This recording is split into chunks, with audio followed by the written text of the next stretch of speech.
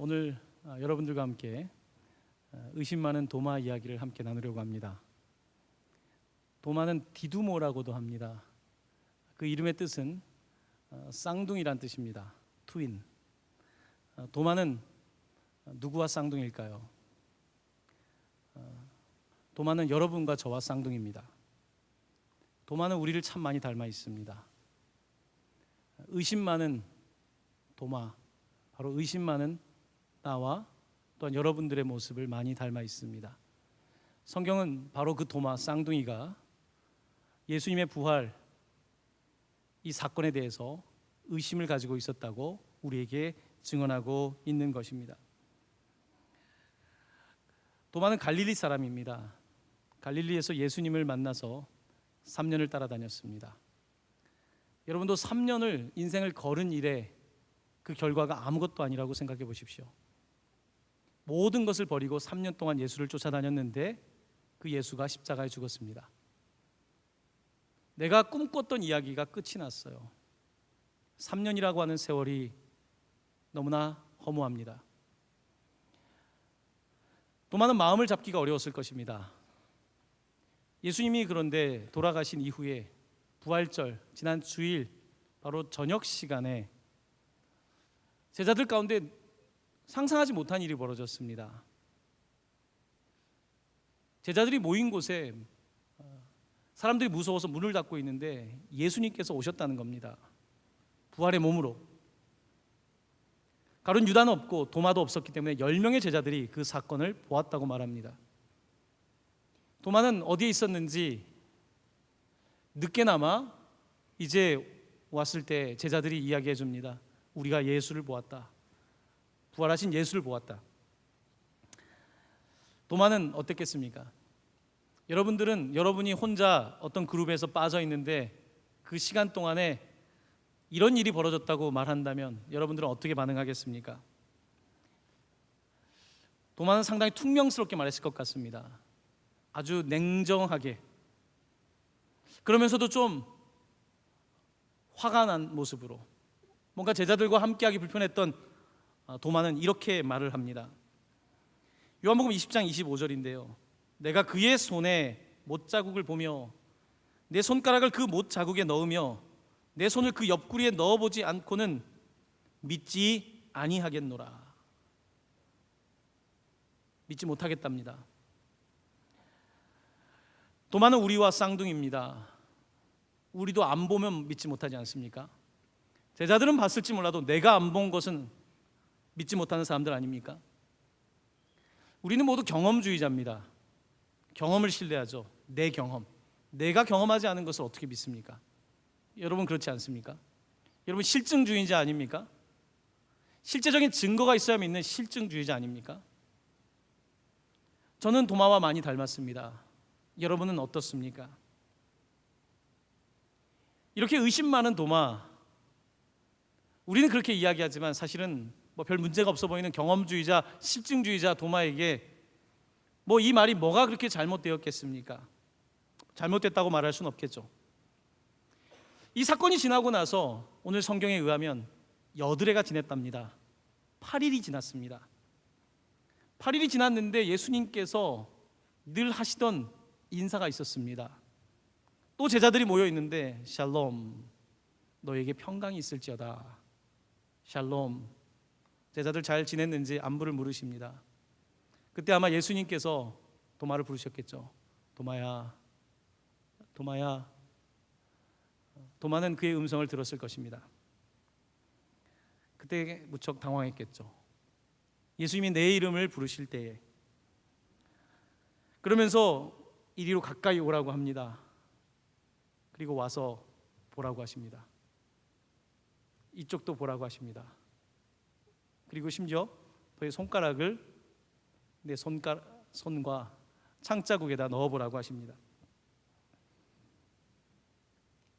오늘 그림에는 이 예수님의 상처에 손가락을 넣는 장면으로 묘사되어 있는데요. 오늘 본문을 제대로 읽으셨다면 사실은 손가락을 넣었다는 대목은 없습니다. 넣어보라고 했지 도마가 넣었다는 말은 없습니다. 과연 그는 넣었을까요? 안 넣었을까요? 카라바지오는 예수님의 그 상처에 손가락을 넣은 것으로 묘사하고 있는데 어떤 신학자들은 그렇지 않을 것이다라고 말합니다. 손가락을 넣었는지 넣지 않았는지는 잘 모르겠습니다. 자, 그런데 저는 개인적인 입장을 취하라고 한다면 저는 그가 손가락을 넣었으면 좋겠습니다. 그가 손가락을 넣어야 나도 거기에 손을 넣을 것 같은 그런 마음? 그가 손가락을 넣어야지 나뿐만 아니라 쌍둥이 도마를 닮은 우리들이 그래도 예수님과 접촉점을 갖지 않을까? 나 같은 경험주의자, 실증주의자가 그래도 거기에 손을 넣어야지 예수를 그나마 믿을 수 있지 않을까라는 생각에 그래도 전 도마가 거기에 손을 넣었으면 좋겠다고 생각합니다. 본 적은 없지만 그렇게 생각합니다. 예수님께서 말씀하십니다. 27절에서 도마에게 이르시되 내 손가락을 이리 내밀어 내 손을 보고 내 손을 내밀어 내 옆구리에 넣어보라. 그리하여 믿음 없는 자가 되지 말고 믿는 자가 되라. 부활이라고 하는 것은 우리의 상상과는 좀 다른 것 같습니다. 우리는 부활을 생각할 때 아주 반짝이는 빛, 하얀 옷을 입고 영화를 많이 봐서 그런지 깨끗한 몸, 정말 점 하나 없고 티 하나 없는 그런 몸을 상상하기 쉽습니다. 하지만 오늘 복음서는 예수님이 창자국과 못자국이 있는 모습으로 부활하셨다고 말씀하고 있습니다. 세상의 많은 종교들은 그들의 신화를 만들 때에 부활했다고 한다면 이렇게 흉터가 있는 어떤 신의 모습을 그리진 않습니다. 이건 상당히 이상한 일입니다. 여러분이 신화를 만드는데 더 이야기를 예쁘게 만들지 왜 이런 상처의 이야기를 남겨두겠습니까? 복음서가 리얼한 것은 바로 예수 그리스도의 부활이 그저 아름다운 부활이 아니라 상처가 있는 부활이라는 것입니다. 그런데 그 상처는 영광의 상처라는 겁니다. 이 상처, 예수님에게 그 아픈 상처가, 그 영광의 상처가 지금 예수님이 죽으신 이후에 없는 것이 아니라 여전히 남아있다고, 그리고 우리의 삶에 바로 예수의 이야기는 지속되고 있다고, 이제 부활절 됐으니까 모든 것이 끝나고 깨끗해진 것이 아니라 여전히 우리의 삶에 상처 입은 예수 그리스도가 함께 하신다고 바로 복음서는 우리에게 증언하고 있는 것입니다.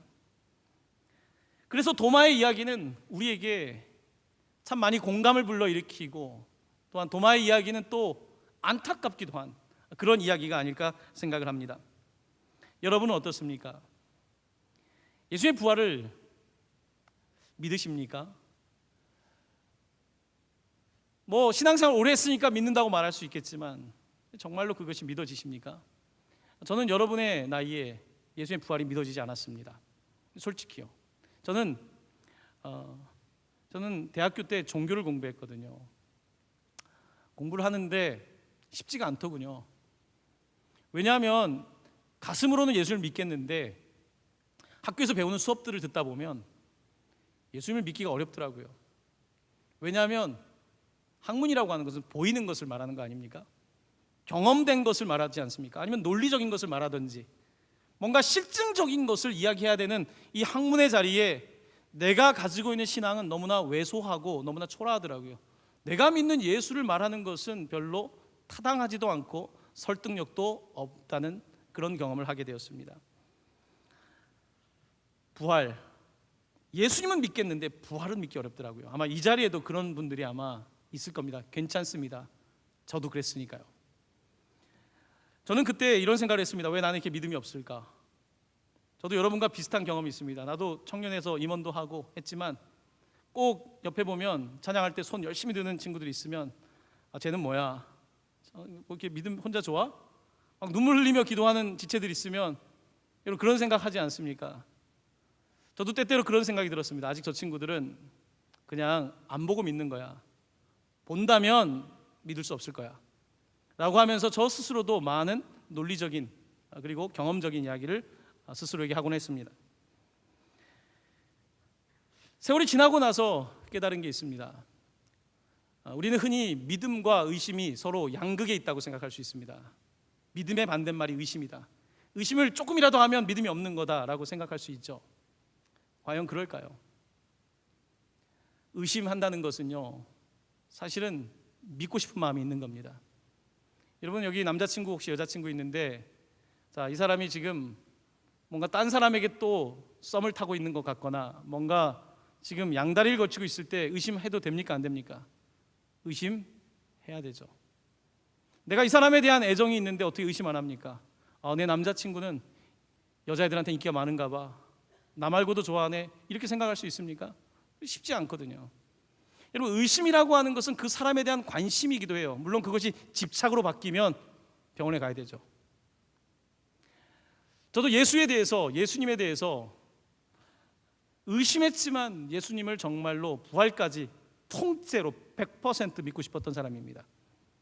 100%를 믿기가 어렵더라고요. 일부는 믿겠는데 100%가 어려워요. 여러분, 그렇지 않습니까? 인간관계에서 주변 사람들과 그 사람을 100% 믿는다는 것이 얼마나 어렵습니까? 근데 지나고 나니까요, 그때 의심도 믿음의 한 과정이었다는 걸 깨닫게 됩니다. 제가 이제 40대니까 20대 때의 그때 의심이 신앙의 과정이었던 거예요. 우리가 구원의 열차에 올라탑니다. 예수 믿고 우리가 구원받고. 그런데 이 기차가요, 보니까 의심의 정거장을 거치더라고요. 믿음의 정거장도 거치지만 의심의 정거장을 거치더라고요. 의심의 정거장에 한동안 머물면 막 신앙도 귀찮기도 하고 회의적이 되기도 하고, 내가 지금 뭐 이렇게 해서 뭐가 달라질까라는 생각이 들기도 합니다. 아마 여러분들도 그럴 수 있을 것 같아요. 우리가 구원을 받았지만 여전히 의심의 정거장을, 크고 작은 정거장을 지나가게 되는 것입니다. 믿음이라고 하는 것은 의심이 없는 것이 아니라 의심이 들지만 그 의심을 넘어서서 주님을 신뢰하는 것이 믿음입니다.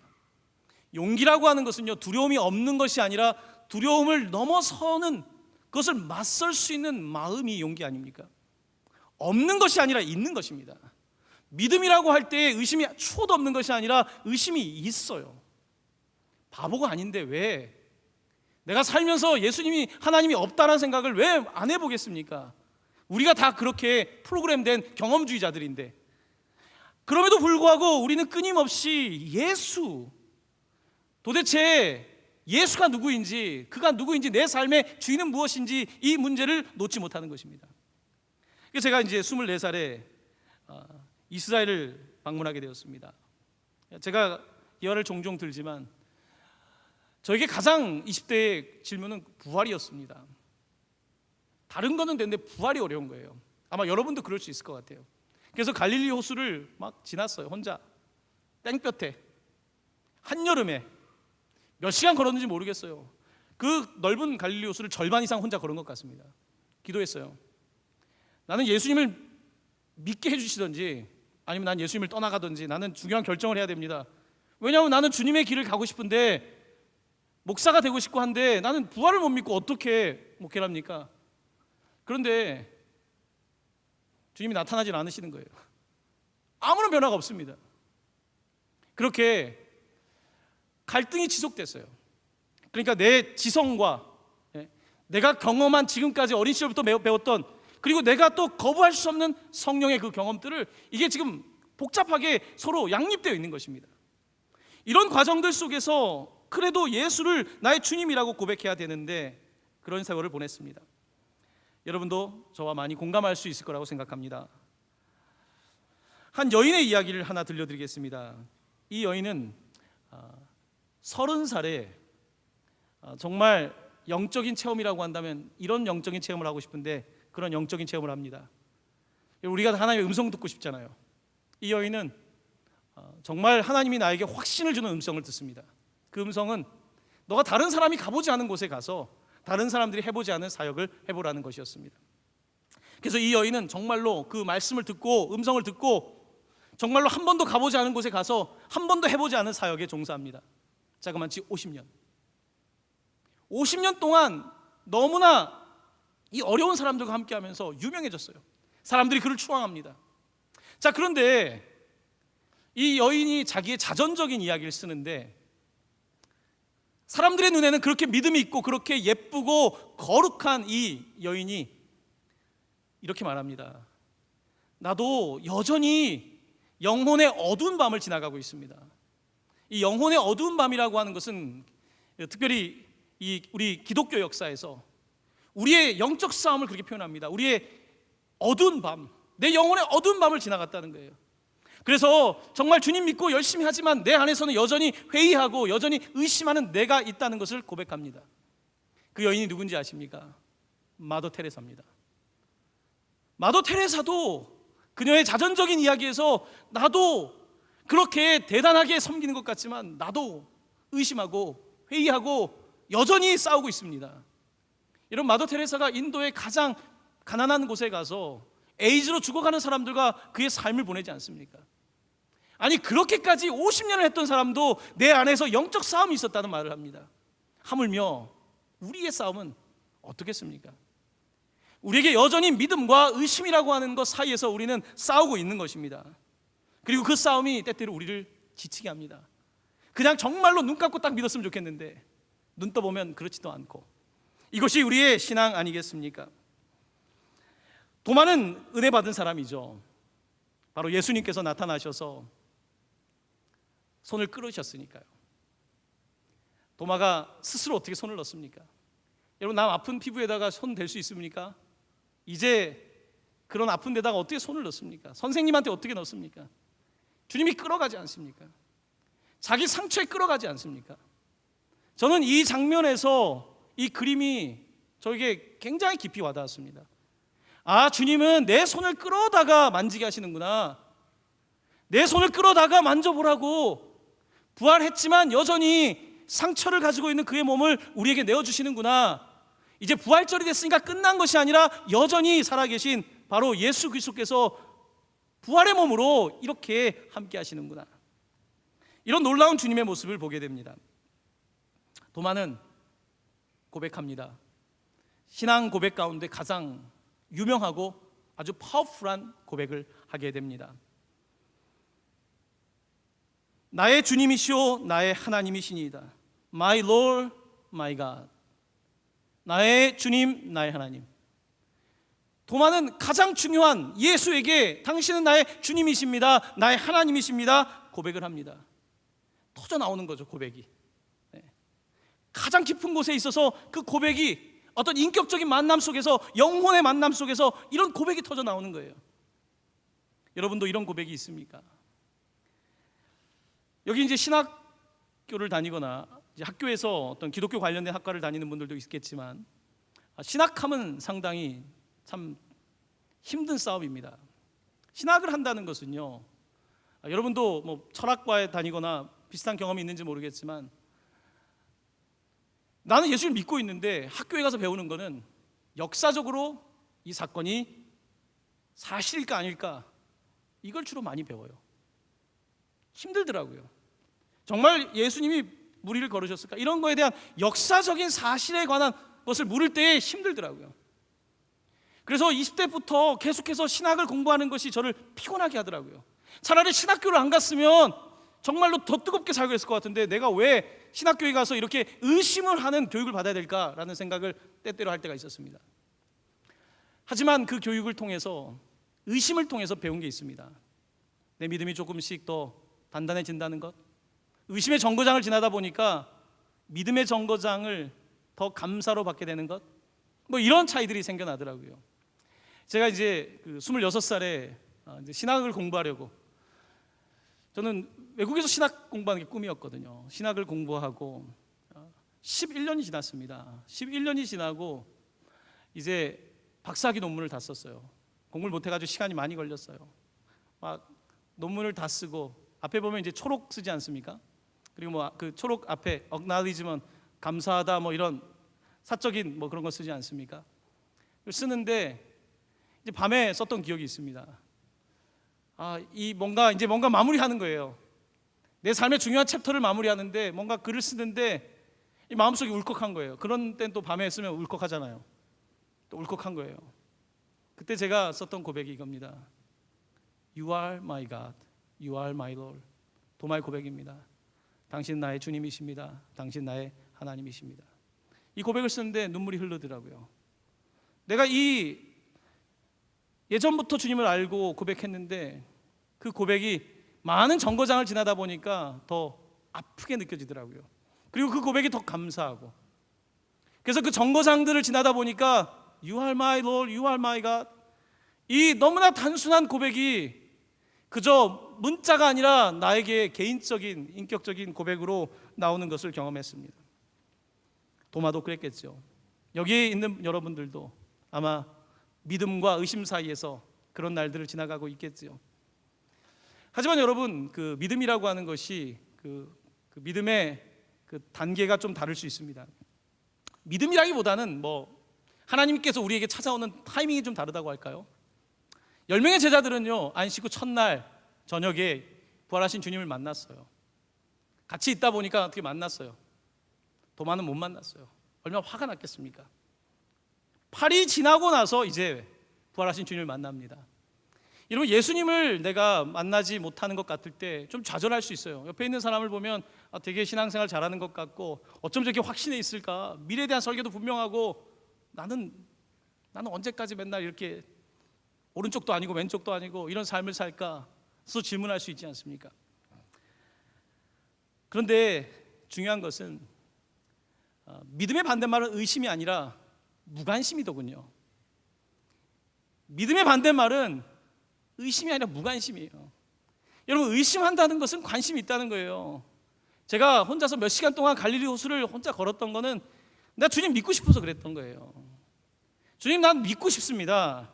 나는 의심을 넘어서 당신을 신뢰하고 그렇게 살고 싶습니다. 의심도 믿음의 표현이더라고요. 그런데 얼마나 많은 사람들은 의심조차 하지 않습니까? 의심하는 믿음조차 없고 그저 무관심하게 그저 나의 개인의 삶에 매몰되어 있지 않습니까? 이것이 우리가 살아가는 세상 아닙니까? 도마만큼도 못한 것이죠. 도마에 그렇게 뭔가를 정말 궁구하고 궁극적인 것에 대한 의미를 찾으려고 하고 삶의 목적을 찾으려고 하는 그런 모습들이 우리에게 남아있냐는 것입니다. 도마는 예수를 새롭게 만납니다. 십자가 예수를 넘어 부활하신 예수를 만나게 되고 그의 삶은 어떻게 바뀌었을까요? 도마의 삶, 굉장히 드라마틱하고 굉장히 환상적인 삶을 삽니다. 교회 전통에 의하면 도마는 이 사건 이후에 이제 복음 사역에 놀라운 종이 됩니다. 그가 주로 사역했던 곳은 티그리스 유프라데스 강, 지금 이라크가 있는 곳에서 그가 복음 사역을 활발하게 했다고 합니다. 바벨론 아시죠? 바벨론은 이라크 중심으로 된 그 지역에서 생겨난 고대 문명입니다. 바로 그곳에서 도마는 사역을 하게 되었고요. 그리고 그곳에 교회를 세우고 그는 또 동쪽으로 이동합니다. 그가 다음에 갔던 곳은 페르시아 제국이 활발했던 이란, 지금의 이란입니다. 거기에서 복음 사역을 감당하면서 또 교회를 세웁니다. 그는 거기서 멈추지 못합니다. 그는 계속해서 동쪽으로 갑니다. 파키스탄을 넘어 그가 도착했던 곳은 인도의 서쪽입니다. 인도의 서쪽에 교회를 세웁니다. 전통에 의하면 그가 7교회의 교회를 세웠다고 합니다. 7교회의 교회, 힌두교 카스트 제도가 있는 그곳에 가장 믿음의 골수인 브라만 계급이 복음을 듣고 변화되고 교회에 의해서 그들이 섬기게 된 이야기들, 그리고 이 도마가 이쪽 서쪽에서 끝나는 것이 아니라 인도가 땅덩어리가 크지 않습니까? 그가 동쪽 코스트 해변 쪽에서 그가 복음 사역을 합니다. 그곳에서도 교회를 세우고 활발하게 사역을 하다가 전통에 의하면 AD 72년경 그를 반대하는 브라만 계급의 사람들에게 붙잡히게 되고 구덩이에 처박히게 되고, 그리고 그는 마지막 순교하게 되는데 창으로 찔림을 받아 죽게 되었다고 합니다.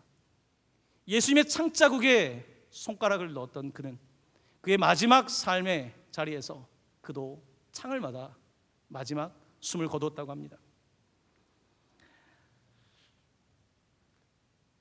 도마의 순교 이후에 약 1500년이 지나고 포르투갈의 예수의 선교사인 유명한 프란시스 사비에르가 있습니다. 그가 인도에 이제 선교를 하러 도착했을 때 놀라운 사실을 깨닫게 됩니다. 인도에 교회가 있다는 거예요. 인도에 교회가 있다 상상할 수 있는 일입니까? 16세기에 도착했더니 이미, 물론 신앙이 어떻게 변색되었는지 모르겠지만 이미 교회의 흔적이 있고 이미 도마의 흔적이 바로 인도의 역사 가운데 있었다는 거예요. 그래서 인도 기독교사는 상당히 깁니다. 도마의 이야기부터. 이렇게 복음 사역이 도마의 변화를 통하여 인도까지 가게 된 이야기를 통하여 우린 도전을 받습니다. 사랑하는 형제 자매 여러분, 멀리 가려면 확신이 있어야 합니다. 멀리 가는 사람은 확신이 없으면 가지 않습니다. 불안한 사람은 집 밖을 나가지 않습니다. 불안한 사람은 내가 아는 지역을 벗어나지 않습니다. 확신이 없는 사람은 절대로 내가 정한 영역을 벗어나는 일이 없습니다. 왜냐하면 내 경험, 내 감정에 매몰되어 있기 때문입니다. 토마는 내 경험, 내 실증적인 철학, 내 감정, 이런 모든 것들을 넘어서는 놀라운 일을 경험했습니다. 그가 예수의 상처에 손가락을 넣었는지 넣지 않았는지 우리가 그것을 역사적으로 옳으니 그르니에 대한 문제를 따지기 이전에 도대체 무엇이 도마를 저렇게 바꾸어 인도까지 가게 했냐는 것입니다. 사랑하는 형제 자매 여러분, 두려운 시대입니다. 불안한 시대고요. 우리의 삶이 계속해서 세상에 매몰되기 쉬운 세상을 살아가고 있는 우리들에게 도대체 지금 필요한 것은 무엇일까요? 여러분의 삶에 지금 필요한 것은 무엇입니까?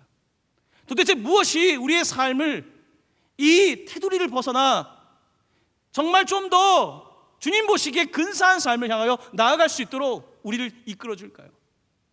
그것은 바로 부활의 체험입니다. 예수의 부활, 그의 부활을 내가 믿을 때에 이거는 넘기 어려운 정말 산 꼭대기 같은 곳입니다. 이곳을 넘어서 예수가 나의 주님이시고 나의 하나님이라고 고백하게 될 때에 우리가 생각하지 못했던 영역까지 우리의 삶이 나아가는 것을 보게 되는 것입니다. 도마처럼.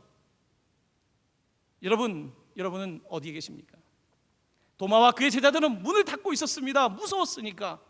예수를 죽인 가야바와 그 세력들이 자신들을 죽일 것을, 옥죄올 것을 두려워하여 문을 닫고 있었는데 부활하신 예수님께서 그들 가운데 나타나시자 그들은 자신들의 문만 연 게 아니라 예루살렘의 문을 열고 사마리아와 인도까지 가는 놀라운 일을 감당하게 되는 것입니다. 바로 이것이 생명입니다. 부활입니다. 사람들은 그것을 역사적인 학문에 기대어 경험과 지식으로 폄하하려고 한다고 할지 몰라도 오늘날까지 우리가 붙잡고 있는 이 복음, 이 기적은 실제적으로 부활이 있지 않았다면 일어날 수 없는 일입니다. 누가 그런 일을 합니까? 예수의 부활을 목격한 사람들이 그 일을 할 수 있는 것 아니겠습니까? 사랑하는 형제 자매 여러분, 여러분들의 삶이 힘들고 고단할 때에 저는 여러분들이 좀 과감하게 손을 내밀길 바랍니다. 예수님이 여러분을 끌으시면 좀 가보십시오. 미안하지만 그의 상처까지 끌고 가시면 좀 가보십시오. 그래서 제대로 좀 접촉을 하고 그 제대로 된 접촉 속에서 우리의 조금 더 근본적인 변화, 나는 바꿀 수 없는 나 자신을 변화시키시는 그 놀라운 능력 경험하며 살아보고 싶지 않습니까? 오늘 쌍둥이 같은 우리 도마의 절반들, 여러분과 저, 오늘 부활의 이야기를 통하여 이제 새롭게 좀 나아갑시다. 새롭게 믿음으로. 오늘 도마가 이곳에 온다면 어떤 설교를 할까요? 어떤 간증을 들려줄까요? 자기 이야기를 하겠죠. 쌍둥이 형제자매 여러분 이야기 하겠죠.